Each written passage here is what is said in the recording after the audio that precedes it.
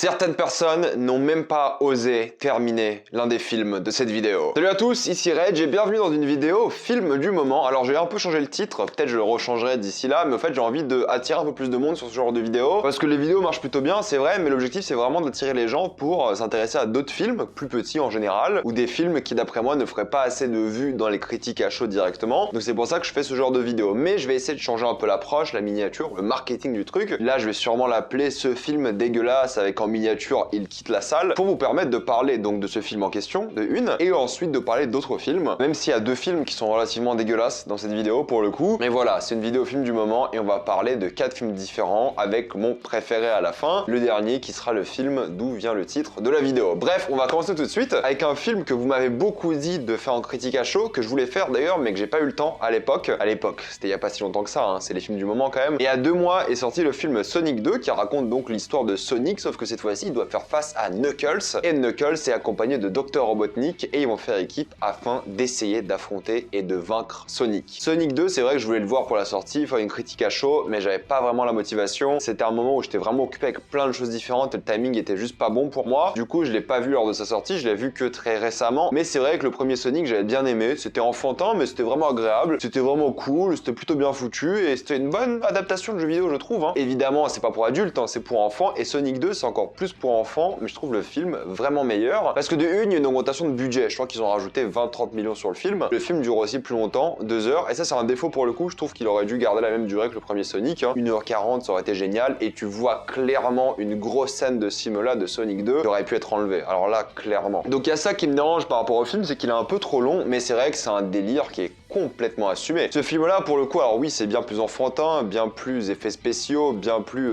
plaisant pour les enfants. Mais les adultes peuvent l'apprécier aussi, comme moi je l'ai apprécié, parce que je trouve que c'est pas un film qui a une mise en scène de fou. C'est pas le but d'être intelligent dans la mise en scène et tout, parce que c'est un film pour enfants, faut le rappeler, c'est ça la base du truc. Ça n'excuse pas le fait qu'on peut avoir de la bonne mise en scène, mais là on voit clairement qu'ils ont mis tout le budget dans les effets spéciaux et dans les visuels. Les effets spéciaux sont plutôt bien faits, t'aimes vraiment tous les personnages en effet numérique, t'aimes vraiment les scènes d'action qui sont drôles à suivre, qui sont divertissantes. Le but c'est vraiment de faire plaisir à des enfants et du coup ils se permettent vraiment d'être vraiment généreux visuellement et ça c'est cool. Il y a des explosions de partout, des anneaux, des bastons, des trucs, c'est super généreux, il y a de l'action quasiment tout le temps. C'est drôle à suivre, mine de rien, des moments qui sont quand même bien foutus en termes d'idées. Ils se font vraiment plaisir. Je trouve qu'ils ont fait un vrai travail pour mélanger les effets spéciaux, les acteurs. Et même si les acteurs sont moins présents dans ce film que dans le premier, là c'est clairement le film de Sonic et de Knuckles. Ils ont complètement assumé leur délire par rapport à ça et c'est vraiment appréciable parce que par exemple Knuckles, c'est Idris Elba qui le joue. Si on parle des acteurs, il y a évidemment Jim Carrey qui est toujours au top. Tu vois qu'ils se sont vraiment éclatés, qu'ils se font plaisir. L'histoire est divertissante, l'ambiance est vraiment bon enfant. C'est drôle, c'est mignon, c'est complètement assumé et il y a même une scène post-générique qui, même si t'es pas forcément fan de la franchise, si tu connais le personnage de la scène post-générique, t'as un peu, pas des frissons, j'exagère un peu, mais t'es un peu content, tu te dis ouais, en fait ils se font grave plaisir avec cette franchise et je pense que le troisième sera le meilleur de la franchise. Ils ont clairement compris les erreurs du premier film, ils en ont refait des autres dans ce deuxième film, il y a des moments qui sont vraiment trop longs et tu vois que là c'était des scènes pour économiser de l'argent sur les effets spéciaux, mais il fallait juste enlever la scène d'après moi. Et le troisième, je pense qu'ils vont clairement s'amuser parce qu'ils s'amusent. Et c'est ça que tu veux avec un film Sonic, tu veux que les réalisateurs s'amusent et ils l'ont fait. Réalisateurs, scénaristes, acteurs, ils s'éclatent et je vous recommande Sonic 2 si vous voulez voir un film bon enfant, sympathique, qui fait bien le taf. On change complètement d'univers avec le film Fresh qui raconte l'histoire d'une jeune femme qui va commencer à sortir avec un homme, sauf que cet homme va kidnapper cette femme afin de vendre sa chair. Oui. Fresh est un film qui est sorti sur Disney+.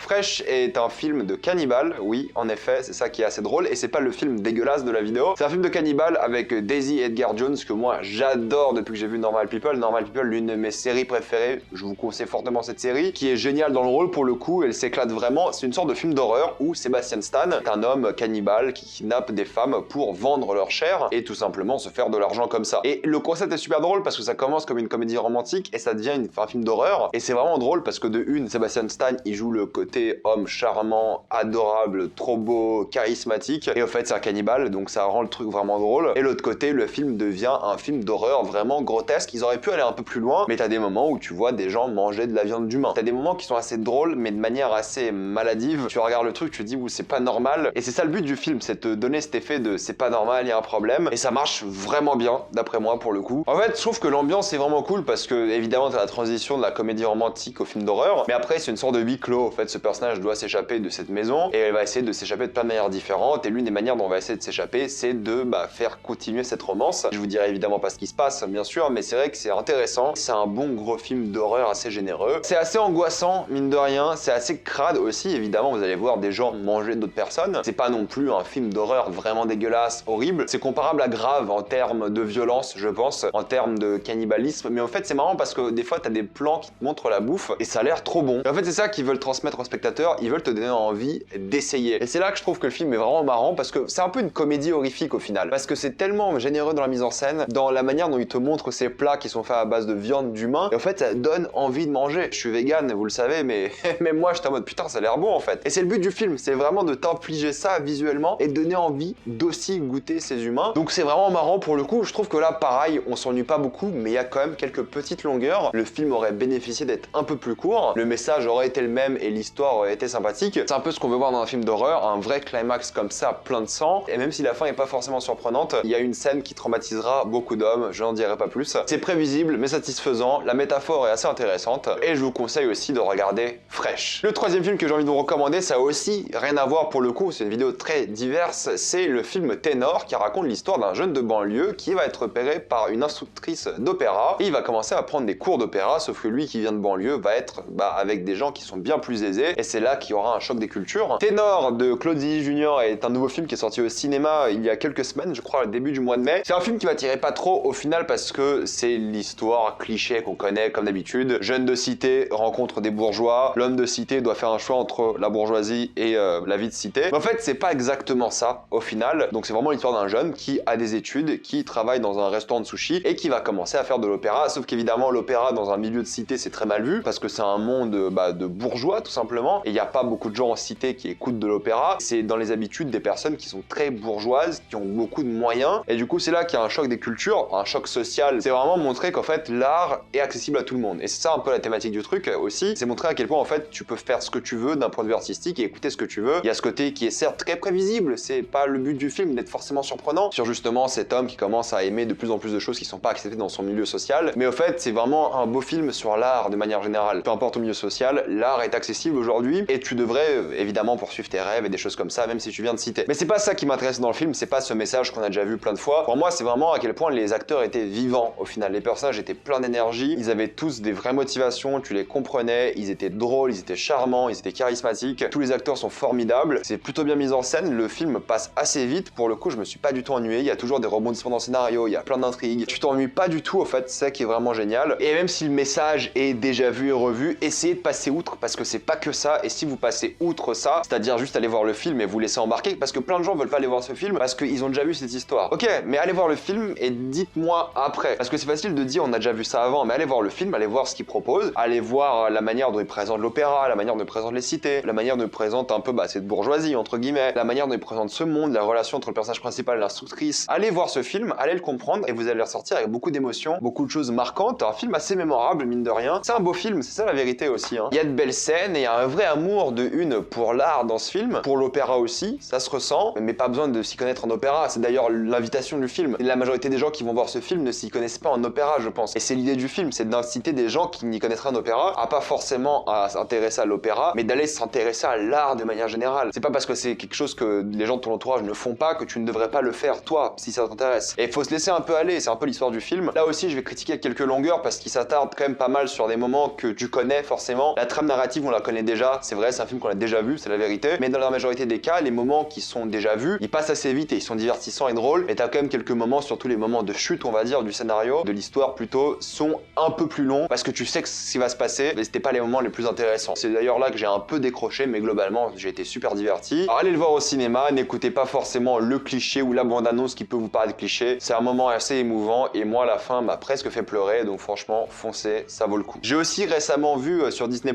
rapidement Tic et Tac. Écoutez, si vous voulez voir un film avec plein de caméos, un peu marrant, une histoire vraiment pour enfants, c'est sympathique. Et j'ai essayé de regarder La Bulle, mais j'étais pas dans le mood et j'ai lâché au bout de 30 minutes. J'étais vraiment pas dans l'ambiance. Ça m'a pas attiré plus que ça m'a pas agrippé. Je dis pas que c'est un mauvais film, mais j'y étais pas. En fait, j'étais pas mentalement là. C'est pour ça que j'ai envie d'avoir votre avis dans les commentaires. Si ce film est bien, je le regarderai de nouveau, j'essaierai. Mais j'ai vraiment pas accroché et j'étais pas dans l'espace mental pour regarder ça. Mais pour finir, le film qui m'a le plus plu et le film que beaucoup de personnes n'ont pas regardé jusqu'au bout est le film Les Crimes du futur qui raconte une histoire un peu dystopique. C'est l'histoire d'un couple d'artistes dont l'art est de tatouer des organes et de les extraire devant plusieurs personnes. C'est une sorte de performance underground que beaucoup de gens vont voir souvent et ce couple va avoir beaucoup de succès, mais ça va soulever plein de thématiques sur notre monde à nous. Les Crimes du futur, le nouveau film de David Cronenberg, un réalisateur que moi j'aime énormément, qui a eu deux phases, une phase vraiment charnelle, corporelle et une phase plutôt psychologique. Il n'a pas fait de film depuis une dizaine d'années je crois, il est de retour et à Cannes, lorsque le film a été diffusé, beaucoup de personnes sont sorties de la salle, étaient dégoûtées par le film, il y avait des sacs de vomi qui étaient un peu partagés à tout le monde dans la salle. Bon écoutez, il y a des moments un peu crades parce que vous allez en effet voir des organes, des entrailles, des choses comme ça, mais c'est pas gore en fait. Il n'y a pas de violence absurde, du sang partout, c'est de l'art qu'on voit et la manière dont on voit ces organes. Alors oui, c'est un peu bizarre de voir les entrailles de quelqu'un, mais la manière dont on voit tout ça, au fait, c'est fait d'une manière assez artistique parce que c'est le but de l'histoire, c'est ce couple vraiment qui fait de l'art avec des organes, tatoue les organes et les retire. Et Cronenberg j'aime beaucoup et là c'est un peu un mélange de ce qu'il fait très bien, c'est un mélange du charnel, du corporel, il y a beaucoup de mobilier qui ressemble à du Geiger, il y a beaucoup de machines aussi, il y a ce côté vraiment charnel, le corps humain, les mutations, les mutilations du visage, d'autres choses, et en même temps le côté psychologique parce que c'est un monde assez dystopique et le titre est assez marrant parce qu'au final c'est un film qui parle d'écologie, qui parle des crimes de l'humanité mais surtout des crimes passés, pas forcément des crimes du futur. Et les gens sont sortis parce qu'il y avait justement ces moments d'entrailles. En fait le film est bien plus profond que ça, c'est l'un des meilleurs films de cette année, hein, c'est évident, parce qu'en fait ça raconte vraiment l'histoire de notre monde, la manière dont en fait les gens évoluent ou pas, la manière dont on a fait des erreurs dans le passé qui vont avoir des vraies répercussions. Ça parle d'évolution, la manière dont l'homme évolue, parce qu'il y a des gens dans ce monde qui arrivent à faire pousser des organes. Ça parle de sexe parce qu'il y a tout ce délire où en fait les mutilations corporelles s'apparentent à du sexe parce que les gens dans ce monde-là, une certaine catégorie de gens ne ressentent plus la douleur et le seul moyen de ressentir un peu la douleur c'est de se couper, de s'entailler, de la chirurgie, de choses comme ça. Du coup le seul moyen de ressentir des émotions, parce que le sexe n'est plus utile au final, si tu ne ressens plus rien, le sexe ne te fait plus rien, c'est de se couper. Du coup il y a ce côté où la chirurgie est le nouveau sexe, c'est ce qui est dit dans le film et c'est vrai que c'est vraiment glauque et t'as des moments sexuels qui sont vraiment étranges parce qu'ils ont un rapport justement avec la chirurgie. T'as plein d'intrigues un peu à droite à gauche, je vais pas toutes les spoiler ici mais évidemment le film est porté par Viggo Mortensen qui est très bon évidemment mais aussi Léa Seydoux qui est très doué, mais pour moi celle qui vole le show c'est Kristen Stewart. C'est vraiment le personnage le plus mémorable, le plus marquant, elle est vraiment dingue dans le rôle, elle est géniale. En fait elle pue littéralement l'envie du sexe quoi, c'est ça son personnage. Il y a plein de thématiques intéressantes, c'est super bien shooté, c'est shooté en Grèce pour le coup et ça qui est cool parce qu'il y a ce paradoxe où la Grèce c'est magnifique et ce monde est horrible, il y a quasiment pas de figurants, il y a quasiment pas d'acteurs, c'est quasiment filmé que de nuit. Il y a ce côté d'acceptation, d'évolution, de biologie, il y a ce côté où l'art évidemment là c'est Cronenberg qui s'identifie à ce personnage principal de Viggo Mortensen parce que lui c'est un artiste et au fait il retrouve des organes qu'il l'enlève alors que plein de gens, il y a une secte où ils enlèvent pas leurs organes parce que le fait de pas enlever leurs organes c'est accepter l'évolution. Mais d'un côté t'as Cronenberg qui est comme l'artiste de Viggo Mortensen qui est en train de montrer ce qu'il a comme un peu son art. On sait clairement Mortensen dans le film Cronenberg. C'est un film érotique un peu, c'est un film de science-fiction à la fois. Il y a cet aspect très technologique aussi, d'acceptation de la technologie aussi par exemple. Il y a cet aspect où une société qui est vraiment attirée par le sexe de manière malsaine, par la violence et la beauté vient dans la mutilation. C'est vraiment étrange mais c'est bien pour le coup, ça raconte plein de choses, il faudrait que je le revoie d'ailleurs. C'est 1h40 je crois mais j'ai pas vu le temps passer pour le coup, la fin est arrivée super vite je trouve. Je me suis clairement laissé emporter, c'était vachement bien. C'est pas pour tout le monde, hein. Clairement faut aimer Cronenberg, faut vraiment se laisser emporter par le délire. Faut accepter les idées, il y en a plusieurs, hein. C'est une idée par scène, c'est super prenant mais bon je sais que pas tout le monde va aimer. Mais c'était mon cas, je vous le recommande et oui c'est un peu dégueulasse, il faut l'admettre, mais c'est une belle œuvre qui parle justement aussi de cinéma, d'art, qui parle de mise en scène, qui parle de plein de choses différentes, qui parle d'humain, enfin bref c'est une œuvre de science-fiction qui peut-être pour moi sera assez majeure. En tout cas dans la filmographie de Cronenberg ça sera assez majeur j'ai l'impression. J'ai vu qu'une fois donc faudra le revoir, hein. J'ai l'impression que ça sera un film qu'on va conseiller plus tard parce qu'il est vraiment original, il est vraiment intéressant et les idées qui sont soulevées sont vraiment dingues, donc je suis content de revoir Cronenberg de retour, j'adore cet homme et ce film m'a vraiment surpris dans le bon sens du terme. Je vais m'arrêter là, mettez-moi dans les commentaires ce que vous avez pensé de ces films, les avez-vous adorés ou détestés, tout ça dans les commentaires. Comme d'habitude, pensez à vous abonner à la chaîne pour plus de vidéos, mettez un j'aime, ça aide beaucoup la chaîne, suivez-moi sur tous mes réseaux et moi je vous dis à la prochaine fois, salut à tous.